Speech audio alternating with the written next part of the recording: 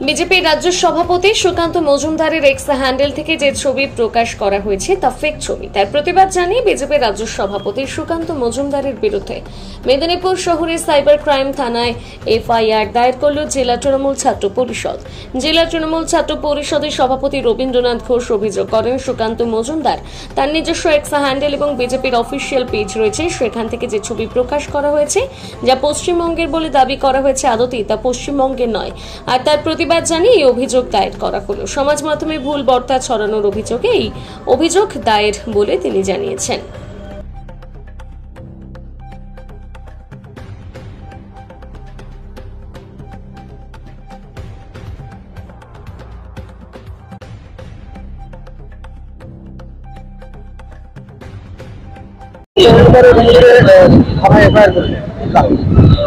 পশ্চিমবঙ্গ রাজ্য তৃণমূল ছাত্র পরিষদের সম্মানীয় সভাপতি তিরাঙ্কুর ভট্টাচার্য মহাশয়ের নির্দেশে বিজেপির রাজ্য সভাপতি সুকান্ত মজুমদারের এগেনস্টে আমরা মেদিনীপুর সাইবার থানাতে একটি অভিযোগ দায়ের করেছি।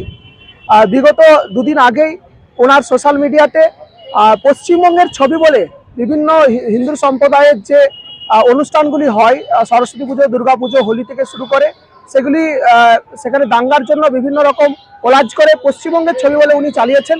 কিন্তু এগুলো একটাও পশ্চিমবঙ্গের ছবি নয়, সবগুলি বিহার, উত্তরপ্রদেশের ছবি। তারই প্রতিবাদে আমরা আজকে প্রতিবাদ জানিয়েছি।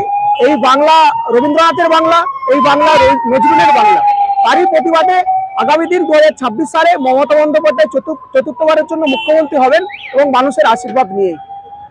মানে মূলত অভিযোগটা কি, মানে সুকান্ত মজুমদার এই রাজ্যে কি এই ধরনের পোস্ট করে কি? হ্যাঁ, অবশ্যই বিজেপির অফিসিয়াল ফেসবুক এবং সুকান্ত বাবু তার নিজস্ব টুইটার হ্যান্ডেলে পোস্ট করেছেন কোলাজ ছবি, যেখানে হিন্দু সম্প্রদায়ের যেসব পুজো অর্চনাগুলো হয়, হোলি সহ, সরস্বতী পুজো সহ, সেগুলোতে উনি বলেছেন যে এগুলো তো পশ্চিমবাংলায় হয় না, এখানে দাঙ্গা হয়।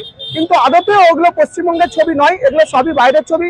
কোনোটা সিএ এর ছবি, কোনোটা আবার এনআরসির ছবি। সেইটারই প্রতিবাদে আমরা আজকে এই প্রতিবাদ জানিয়েছি।